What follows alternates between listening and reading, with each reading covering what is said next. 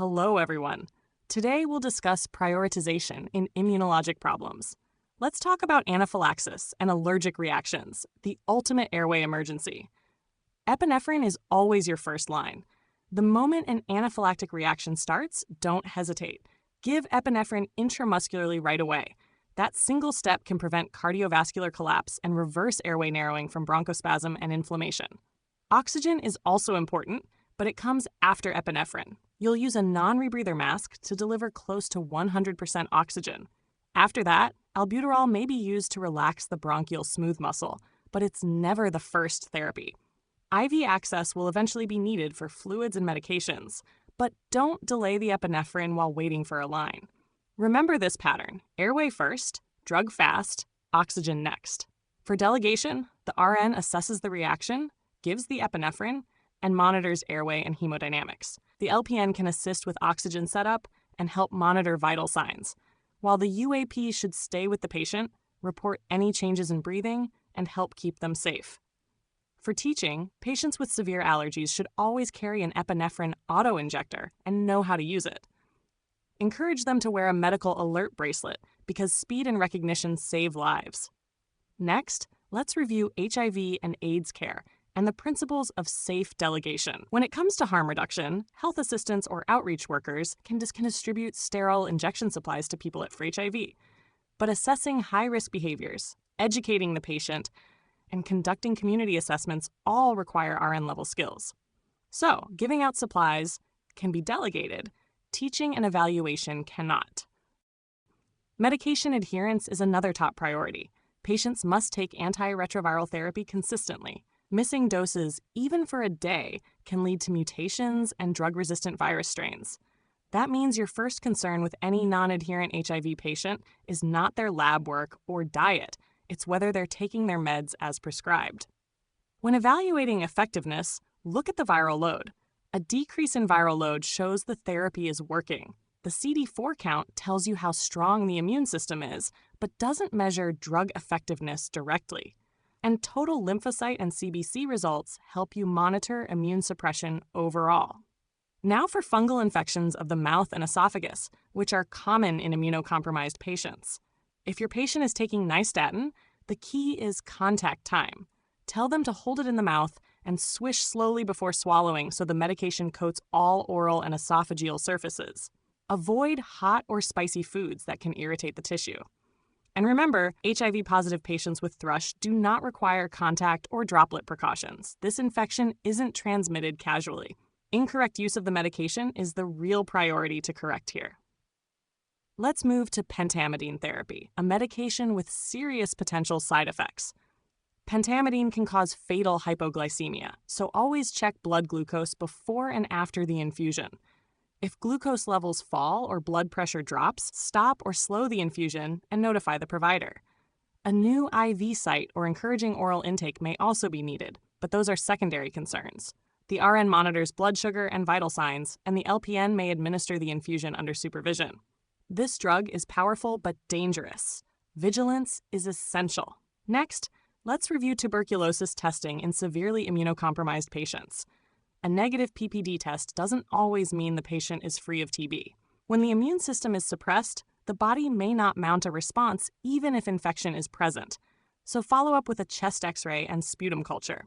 If results confirm infection, teaching about isoniazid therapy and repeat testing will come later. Never assume a negative skin test rules out TB in a patient with HIV or another severe immunodeficiency. Now we'll talk about immunosuppressive and transplant medications. Let's start with cyclosporin. It must be mixed and administered exactly as the manufacturer instructs. No shortcuts. That means only an experienced RN should handle it or directly supervise a new graduate. Float nurses unfamiliar with transplant drugs shouldn't be assigned these patients.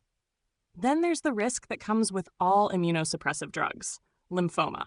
If a patient on long-term immunosuppressants notices a painless lump or swelling, that's a red flag. Common side effects like tremor or nausea are expected, but new lumps can indicate malignancy and require immediate follow-up.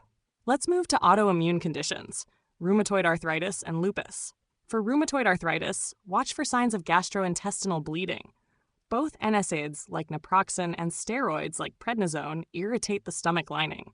If the stool looks black or tarry, suspect bleeding and notify the provider. The provider may order a stool guaiac test and start proton pump inhibitor therapy. Now for systemic lupus erythematosus, or SLE. An increase in blood urea nitrogen often signals lupus nephritis, meaning kidney involvement. That's a priority change in therapy or a reason to order renal studies like creatinine clearance or biopsy. Live vaccines such as varicella are contraindicated if the patient is on steroids or other immunosuppressants. Long-term prednisone therapy should always be tapered, never stopped suddenly, to prevent adrenal crisis. High-dose NSAIDs can be useful for joint pain, but remember, they increase bleeding risk too. This is a balancing act. Control inflammation while protecting the stomach and kidneys. Now for methotrexate safety, especially regarding pregnancy. Methotrexate is teratogenic. It causes birth defects and is absolutely contraindicated in pregnancy. Any woman taking methotrexate must use reliable contraception throughout therapy. Even low doses are unsafe. This teaching point is a must for every nurse to reinforce. Now let's look at asthma and bronchospasm management. When a patient can't breathe, speed matters. Albuterol is your fastest-acting bronchodilator and the first drug to reach for. Corticosteroids help prevent future attacks, but won't open the airway right now. Cromolyn is preventive, and aminophylline isn't a first-line agent for acute bronchospasm. For any sudden airway tightening or wheeze, think rescue equals albuterol. Next, let's review latex allergy and cross-reactivity. People who are allergic to bananas, avocados, or kiwis often react to latex as well. If a new employee or patient reports these allergies, that's a red flag for potential latex sensitivity. Before assigning them to direct patient care, or before performing any procedure, use latex-free supplies and clearly document the allergy. Preventing exposure is the goal. Now for protease inhibitors and dangerous drug interactions. Protease inhibitors used in HIV therapy slow the metabolism of many other drugs. That means toxicity can develop quickly if given with incompatible medications. One of the worst interactions is with midazolam. Together, they can cause life-threatening respiratory depression. So if a patient is on protease inhibitors, never give midazolam and always check the medication list carefully before administration. Let's talk about interferon alpha-2A therapy and how to distinguish expected from dangerous side effects. Flu-like symptoms such as mild fever, headache, and muscle aches are normal at the start of treatment. They usually lessen over time. However, persistent vomiting isn't normal. It can cause dehydration and should be reported to the provider. This medication can be given subcutaneously or intramuscularly. Always monitor hydration and temperature and teach patients what symptoms to expect versus what to report. Now for live virus vaccine safety. Live vaccines such as varicella or MMR should never be given to patients receiving long-term prednisone or other immunosuppressive drugs. Safe orders include routine labs, appropriate steroid tapers, and controlled use of NSAIDs for pain management. High-dose NSAIDs still carry bleeding risk, so watch for gastrointestinal symptoms even in these cases. Let's go over delegation responsibilities to clarify who does what. UAPs can supply sterile syringes under supervision, but they don't assess, teach, or evaluate.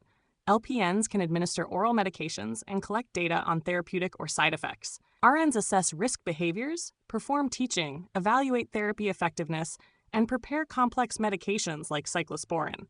During high-risk infusions, such as pentamidine, the LPN may assist under direct supervision, but the RN maintains responsibility for patient safety. Now let's connect all these priorities by NCLEX category. When it comes to airway and breathing, epinephrine is always first for anaphylaxis. For circulation, check glucose and stop the infusion immediately if pentamidine causes hypoglycemia. For safety, never give midazolam with protease inhibitors. Under infection control, remember that a negative TB test doesn't rule out TB in an immunocompromised patient. When addressing pregnancy safety, methotrexate must be stopped and contraception reinforced. For therapy monitoring, a falling viral load confirms effective HIV treatment. For allergy prevention, screen for latex-related fruit allergies and switch to latex-free products. And finally, for organ perfusion, an elevated BUN in lupus should always prompt evaluation for nephritis. Now let's summarize medication and teaching pearls for quick recall. Epinephrine treats anaphylaxis and must be given immediately by intramuscular injection.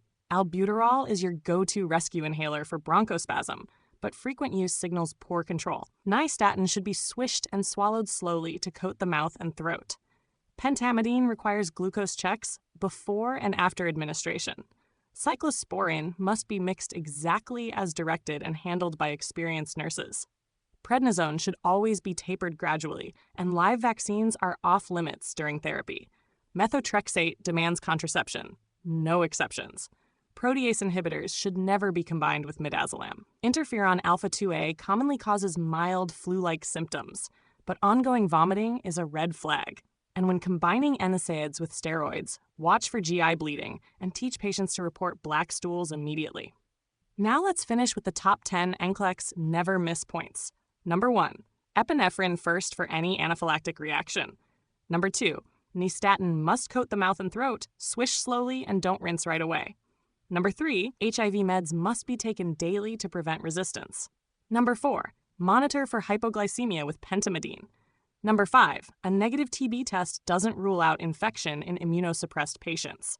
Number 6, a painless lump while on immunosuppressants may signal lymphoma. Number 7, black or tarry stools with rheumatoid arthritis medications point to a GI bleed. Number 8, methotrexate requires strict contraception. Number 9, varicella vaccine is contraindicated during prednisone therapy. And number 10, protease inhibitors and midazolam don't mix. The combination can be fatal. If this helped you master another concept, hit like, share it with your classmates, and subscribe for the next Dr. Atkinson lesson.